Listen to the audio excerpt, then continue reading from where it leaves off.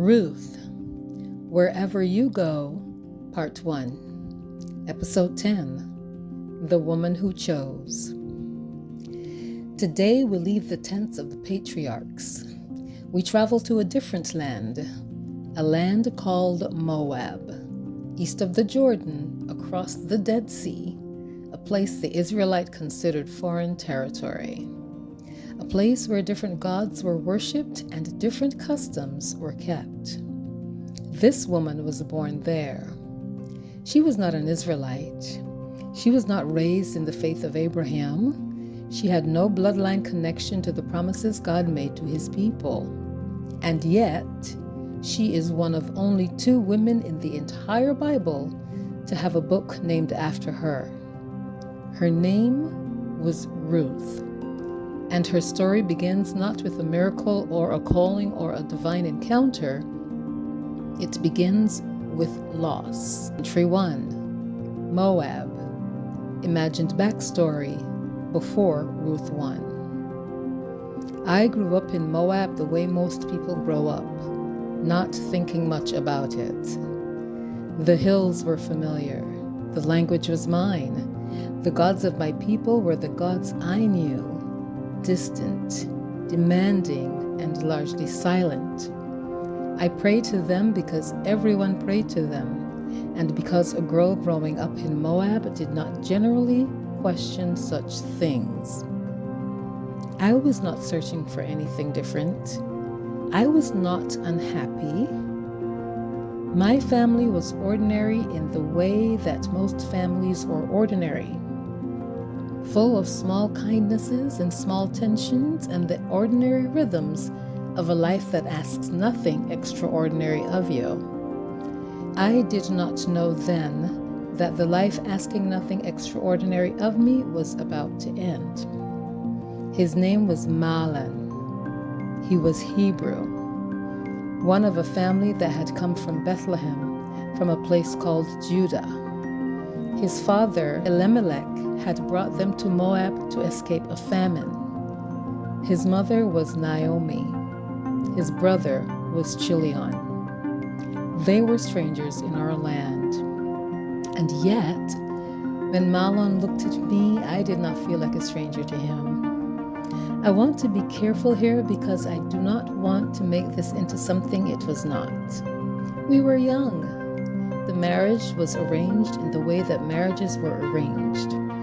I did not choose Mahlon the way Jacob chose Rachel, with 7 years of labor and a love that announced itself at a well, but I came to love him, quietly, over time, in the way that love builds itself out of ordinary days, out of the specific way a person laughs, the way they move through the world, the things they worry about at night. Mahlon brought with him something I had not encountered before. His God. Not the gods of Moab, distant and silent and demanding. Something different. A God who spoke. A God who acted in history. A God who had brought his people out of slavery with a mighty hand that made promises that spanned generations. I listened. I watched Naomi pray. Something in me, something I had no name for yet, began to turn. And then Mahlon died, and then Elimelech was already gone, and then Chilion too. 3 graves in a foreign land, and 2 widows, Naomi and me, sitting in the rubble of everything. Entry 2, The Road, Ruth 1:1-18. Naomi decided to go home. I understood it completely. She had heard that the Lord had come to the aid of his people in Judah, that the famine was over, that there was food in Bethlehem. She had nothing left in Moab, 3 graves and a daughter-in-law who was not even her people. She told me to go back to my own mother's house. She said, "May the Lord show you kindness as you have shown kindness to your dead husbands and to me."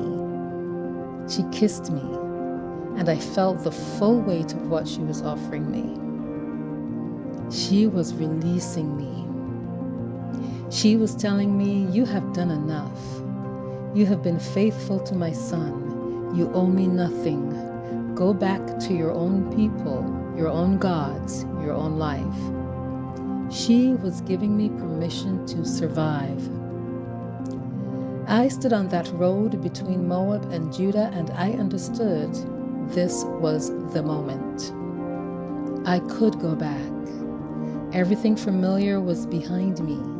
My mother's house, my language, my customs, the graves of my childhood, the gods that I had grown up with. Everything unknown was ahead. A foreign land, a foreign people, a God I had only just begun to understand, a mother-in-law with nothing to offer me except her company and her grief. I looked at Naomi. I had watched this woman for years. I had watched her love her sons with the fierce, particular love of her mother. I had watched her pray to her God with a familiarity that I envied, the way she spoke to him as if he were genuinely listening. I had watched her lose everything with the dignity that broke my heart. She was not a young woman anymore. She was alone. And something in me, that turning I had felt when Mahlon first told me about his God, made its decision.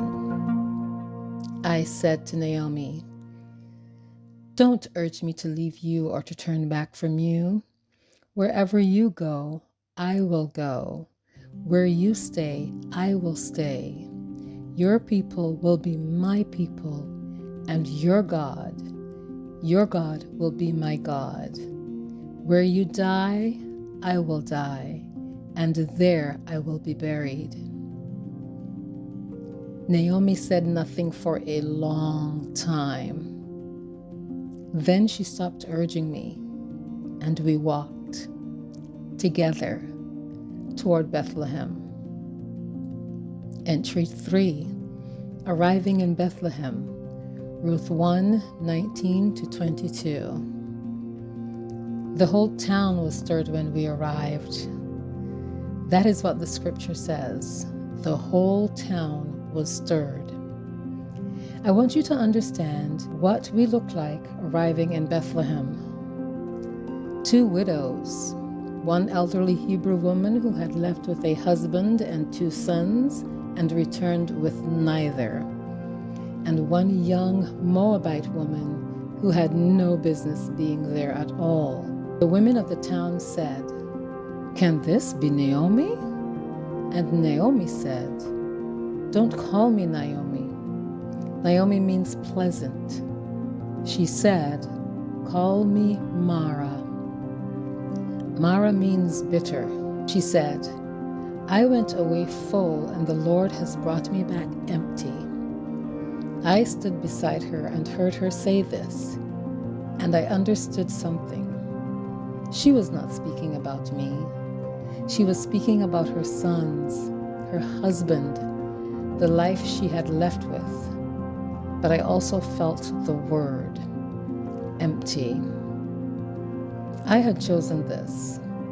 I had walked away from everything I knew to stand in a foreign town beside a woman who described herself as empty. I did not regret it, but I will not pretend that it was not hard. We had arrived at the beginning of the barley harvest, which meant one thing. We needed to eat, and I had nothing. Entry 4. The fields of Boaz, Ruth 2:1-23. I asked Naomi if I could go and glean in the fields. Gleaning was the right of the poor under Israelite law. The corners of the fields were to be left unharvested so that widows and foreigners and the destitute could come and gather what remained. I was all 3: widow, foreigner, destitute. I went out early in the morning. As it happened, and I have thought many times about those words as it happened, I ended up in the field belonging to a man called Boaz. I did not know who he was. I simply saw a field and began to glean. Then the field's owner arrived. He greeted his workers. "The Lord be with you." And they answered, "The Lord bless you." I kept my head down and kept working. And then I felt it. Someone watching me. He asked his foreman, "Who does that young woman belong to?" The foreman said, "She is the Moabite who came back with Naomi. She asked to glean and gather among the sheaves behind the harvesters. She has been at it from morning till now, except for a short rest." And then Boaz came to me. He said, "My daughter, listen to me. Don't go and glean in another field. Stay here with the women who work for me. I have told my men not to lay a hand on you." I looked up. I said, "Why have I found such favor in your eyes? I am a foreigner." He said, "I have been told all about what you have done for your mother-in-law since the death of your husband, how you left your father and mother and your homeland and came to live with a people you did not know before." He paused.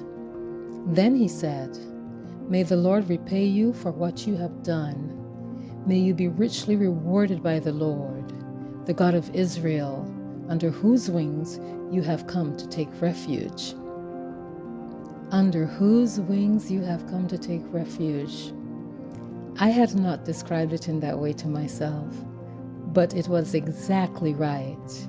I had come to take refuge under the wings of a God I was still learning, and he had sent a man to a field, as it happened. Ruth went home that evening with more grain than she could carry. She told Naomi where she had gleaned. Naomi said, "The Lord bless him. He has not stopped showing kindness to the living and the dead. That man is our close relative. He is one of our guardian redeemers." A guardian redeemer. In Israelite law, a close male relative had the right and the responsibility to redeem a widow, to restore her, to give her back what loss had taken. Ruth did not know what that meant yet, but Naomi did. And something was beginning. Next time, the threshing floor, the boldest move any woman in the Bible ever made, and the redemption that changed everything. Please subscribe. Ruth's story is getting started. Share this with a woman who has chosen loyalty over comfort and wondered if it was worth it. Until next time we open Ruth's diary.